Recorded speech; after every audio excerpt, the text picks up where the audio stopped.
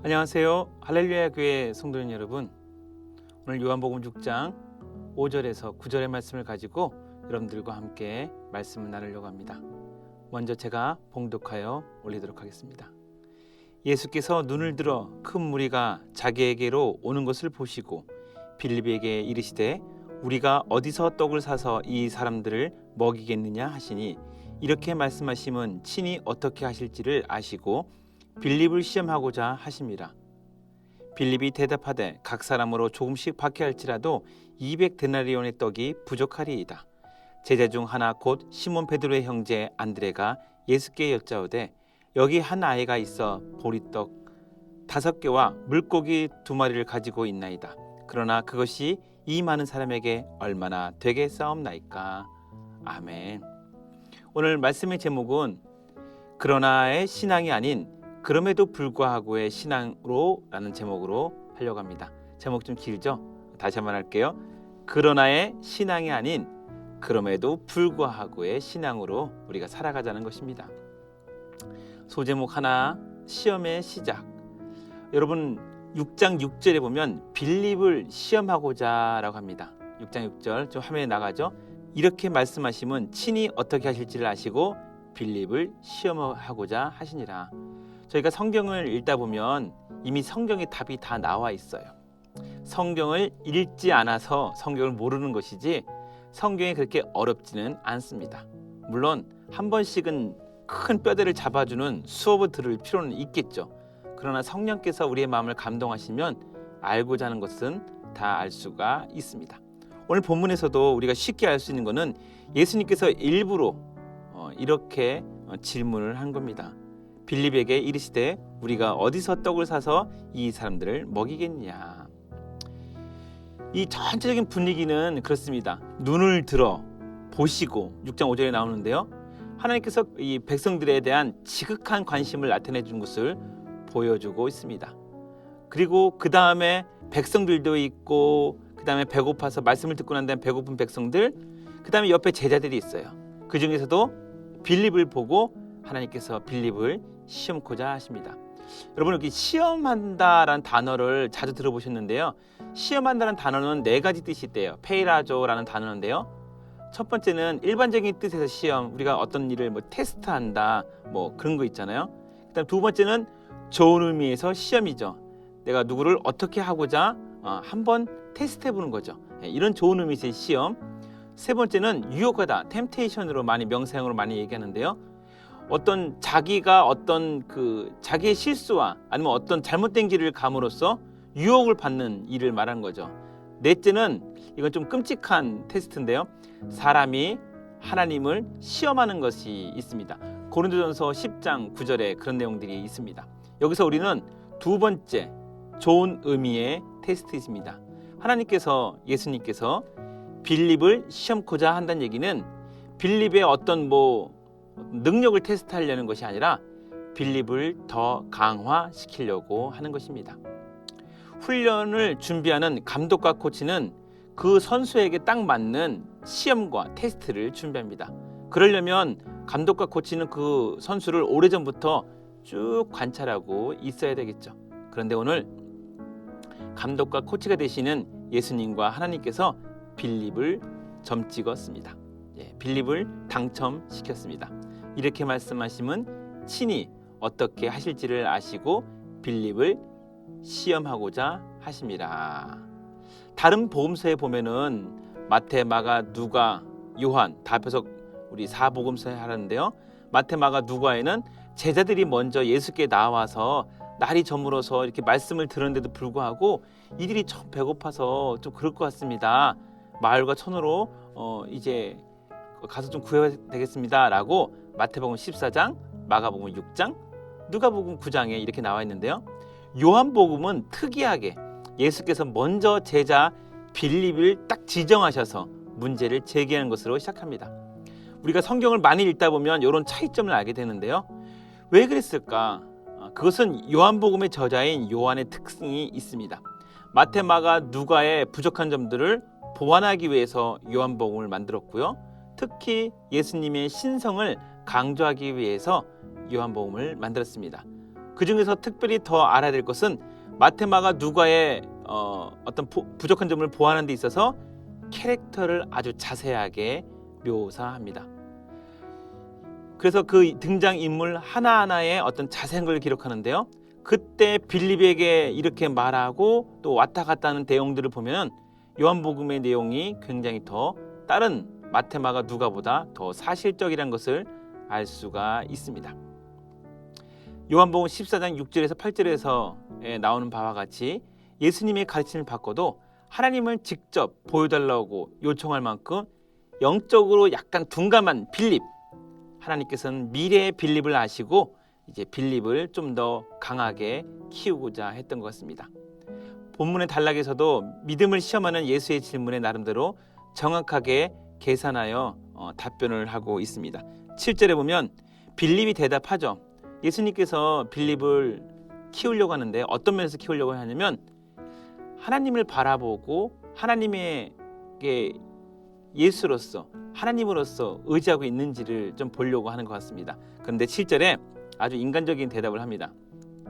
빌립이 대답하되 각 사람으로 조금씩 받게 할지라도 200데나리온의 떡이 부족하리다. 나름대로 대답은 했습니다. 그러나 여전히 예수님의 능력을 믿는 신앙적인 자세는 보여주지 못하고요. 인간적인 모습에 머물러 있는 제자의 모습을 보여줍니다. 빌립뿐만 아니라 베드로까지도 다 마찬가지죠. 모두가 다 예수 그리스도의 부활을 경험하고 오순절 다락방의 역사를 경험하기 전까지는 다 고만고만한 신앙을 보여주고 있습니다. 그러나 이 모든 기억들이 오늘 사도 요한이 이것을 기록하였듯이 많은 나중에 사도들이 이 시간을 통해서 훌륭하게 성장합니다. 그러니까 훈련이라는 것은 딱 그때는 표가 나지 않지만 나중에 그 성과가 드러난 것을 알 수가 있습니다. 예수님께서는 자기의 사랑하는 성도들에게 악의를 가지고 시험하지 않습니다. 그 기간과 그 고난이 지나고 나면 그것이 엄청나게 폭발적으로 여러분들에게 유익이 될 수 있다는 것입니다. 해결할 수 없는 문제를 주시는 것이 아니고요. 그 해결하는 문제와 더불어 우리를 성장시키려고 하는 것입니다. 우리를 도와주시려고 한다는 것이지요. 그런 부분에서 우리가 잘 읽으면 좋을 것 같습니다. 그렇다면 6장 5절에 우리가 그렇게 시험하는 그 원동력은 뭐냐? 바로 예수 그리스도께서 하나님께서 우리 백성들을 긍휼히 보신다는 거예요. 예수께서 눈을 들어 큰 무리가 자기에게로 오는 것을 보시고 빌립에게 이르시되 우리가 어디서 떡을 사서 이 사람들 먹이겠느냐 하시니, 이것은 마태, 마가 공간복음에도 나와 있는데요. 그들이 그냥 가면 허기져서 혹시 힘들까봐 그들에게 사서 먹이라고 얘기합니다. 사서로 번역된 아고라소멘의 원형인 아고라조는 시장에서 물건 사는 건데요. 여기 지금 계신 그 성도님들, 그러니까 이 무리들은 엄청난 많은 숫자입니다. 지금 당장 재래시장에 가서 이들을 먹일 빵들을 구한다는 것은 엄청나게 힘든 것을 알고 있습니다. 이것은 인간이라면 일반적인 상식을 가지고 있는 사람이라면 다 아실 건데 예수님께서는 이것을 시험케 하는 거잖아요. 우리가 어디 가서 떡을 사서 이 사람들을 먹이겠느냐, 한번 구해와 봐라. 그래서 나름대로 빌립과 그 다음에 6장 8절에 시몬 베드로의 형제 안드레도 대답을 하는데, 그것은 사실은 해결에 대한 대답이라기보다는 그 나름대로의 그냥 아쉬움. 그러니까 그 얘기는 우리는 지금 요거밖에 안 됩니다. 주님 그런 요구는 무리 아닙니까? 라고 하는 거죠. 마치 우리가 고난 가운데 있었을 때 주님이 살아계시다면, 하나님이 살아계시다면 왜 우리에게 이런 큰 어려움을 주십니까? 하나님께서 그런데 우리를 불쌍히 여기십니다. 그 시험을 줘서 우리를 더 무너뜨리려는 것이 아니라 감당치 못할 시험을 주지 않는다고 말씀하신 것처럼 하나님께서 우리를 불쌍히 여기시고 동정심으로 보시고, 그리고 우리를 강하기 위해서 우리에게 시험을 준다는 것을 절대로 잊으시면 안 되는 것입니다. 방금 전에 언급했던 것처럼 훈련을 준비하신 감독과 코치 되신 하나님께서 우리에게 가장 딱 맞는 훈련을 준비하고 있는 것입니다. 그래서 교훈 두 번째, 그러나의 신앙이 아닌 그럼에도 불구할 신앙으로 우리가 좀 더 이 본문의 제목에 맞게 묵상했으면 좋겠습니다. 빌립이 아까 뭐라고 대답했나요? 200데나리온의 떡이 부족하리이다. 그리고 뒤에 이어서 저기서 어떤 한 아이의 보리떡을 가져오고요. 5개, 그다음에 물고기 2마리를 가지고 나와서 여기 있나이다. 그러나 그것이 이 많은 사람에게 얼마나 되겠습니까? 주님, 요거 보세요. 저도 좀 인간적으로 고민이 되지만 그래도 우리의 구주 되신 예수님이니까 뭐 어떻게 하겠지만 답이 없네요. 계산을 하게 됩니다. 제가 가만히 이 본문을 보면서 묵상을 해봤어요. 아, 사람이 계산을 하니까 염려를 하는구나. 그럼 목사님 계산을 안 하면 어떻게 삽니까? 여러분 그 뉴스 같은 데 보면은 셈법이라고 그러잖아요. 정치 지도자들이 무슨 하다 보면 이거는 정치적인 셈법에서는 물리적인 셈법이 있고요. 화학적인 셈법이 있고 나름대로 그 세 개의 셈법이 있습니다. 1 더하기 1은 2. 그런데 제 주일학교 우리 아이들하고 이제 게임을 하다 보면 1 더하기 1은 저에게 창문이라고 얘기합니다. 그 아이의 이 입장에서는 이 셈법이 1 더하기 1은 창문이에요. 저는 이해가 안 가지만 그 아이들은 창문이라고 하더라고요. 원래 숫자적으로는 1 더하기 1은 2죠. 하나님께서 우리에게 어떤 시험을 주실 때 우리 인간의 셈법으로는 답이 나오지 않습니다. 그런 부분에서 인간의 셈법이 얼마나 지금 그 가장 밑바닥에 있는지, 그리고 아무리 인간의 셈법을 계산한다 하더라도 답이 안 나오는 게, 보리떡이라는 것은 그 당시 때 가장 값싼 것이고요, 어린 아이 한 아이가 가져왔다는 것은 아주 양이 작다는 거예요. 그리고 물고기로 표현했던 우리가 이투스라고 하는 공간복음에는 그 단어를 쓰는데 이제 그 단어들이 여기서는 정확하게 작은 물고기라는 옵사리오라는 단어를 씁니다. 이 물고기는 이 인근 갈릴리 바다에서도 흔하게 잡히는 어종인데요, 아주 작은 물고기를 말합니다. 이 옵사리오라고 하는, 이 옵사리아라고 하는 이 물고기는 이 익투스라고 하는 어떤 일반 물고기보다 훨씬 작은 겁니다. 요게 오병이어, 가장 싼 보리떡 5개와 요만한 그 갈릴리 바다에서 오는 잡히는 어종인 조그만 물고기 2마리가 답니다라고 가져옵니다. 앞에 수많은 사람이 앉아 있어요. 베드로의 형제 안드레가 그것을 알지 못했을까요? 인간의 셈법을 알지 못합니다. 어떻게 할지 모르겠어요. 그런데 주님이라면 할 수 있겠지라고 하는 가져온 것만으로도 제가 볼 때는 너무나 기특하고 잘했던 것 같습니다. 예수 그리스도께서 우리에게 은혜를 주시고 살아가게 하려고 하고, 그런데 우리는 이 일상을 살아가야 되겠고, 남들과 똑같이 살아가서는 살 수 없는, 그리고 더 나아가서는 남들과 똑같이 살아가고 싶어도 할 수 없는 막막한 어려움들이 올 때가 있습니다. 이때 하나님의 셈법으로 계산했으면 좋겠습니다. 하나님의 셈법은 그러나가 아니고 그럼에도 불구하고, 이것은 매우 중요합니다. 오병이어가 사람이 보기에는 보잘것이 없고 우리가 가진 것이 아무리 보잘것이 없다 하더라도 이것을 계산하고 있는 분은 전능하신 여호와 하나님이고요, 그 예수님께서 하나님의 셈법으로, 하나님의 나라의 셈법으로, 긍휼의 셈법으로 계산을 한다면 감당치 못하게 되는 것입니다. 마치 베드로가 저 멀리서 예수님이 시킨 대로 했는데 당신의 말씀에 의지하여 던지나이다. 그럼에도 불구하고 당신의 말씀에 의지하여 던지나이다. 세상에 나의 경험과 지금까지 방금 전에 잡았던 나의 경험과 나의 어부의 경력을 다 내려놓고 당신의 말씀에 의지하여 던지나이다 했을 때 베드로는 엄청난 물고기를 잡았습니다. 우리가 그럼에도 불구하고라는 이 고백을 우리 입으로 하든 안 하든 하나님의 역사는 이루어집니다.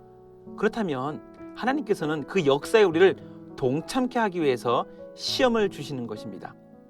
그 기적에도 우리가 분명히 느껴야 할 것이 있기 때문이죠. 우리의 삶 가운데서 여러 시험이 펼쳐질 것입니다. 거기서 여러분들이 세상의 셈법으로 가는 것이 아니라 하나님의 셈법으로 이겨낸다면 엄청난 여러분들에게 축복된 삶을 여러분들이 목격하게 할 것입니다. 오늘 들은 말씀을 만약 한마디로 정리하란다면 어떤 말씀일까 가만히 고민해 봤습니다.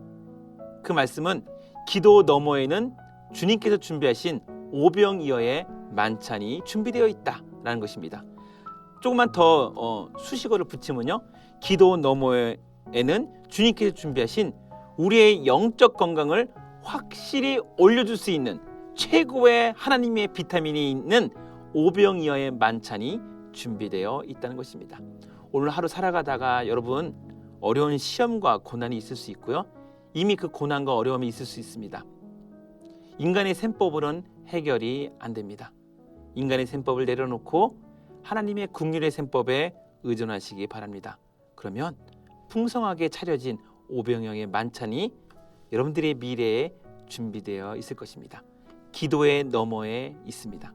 예수 그리스도를 의지하며 오늘도 기도와 말씀으로 나아가시는 훌륭하신 우리 할렐루야 교회 성도님 되시기를 주님의 이름으로 축원드립니다. 기도하겠습니다. 하나님 아버지, 감사합니다. 살아가다 보면 내가 살아온 인생의 경력으로 셈법을 계산할 때도 있고, 내가 가지고 있는 세상의 학문의 셈법으로 계산할 때가 있는데, 그렇지 않습니다. 하나님의 셈법은 긍휼의 셈법이며, 하나님의 셈법은 그러나가 아니라 그럼에도 불구하고의 신앙으로 하나님께 천국의 셈법으로 나아가는 그 발걸음입니다. 오늘 하루 동안 하나님께서 숨겨놓으신 오병이어의 만찬을 찾을 수 있는 귀한 성도님들의 오늘 하루가 되게 하여 주시옵소서. 예수님의 이름으로 기도드리옵나이다. 아멘. 오늘 복된 하루 보내시기를 주님의 이름으로 축원드립니다.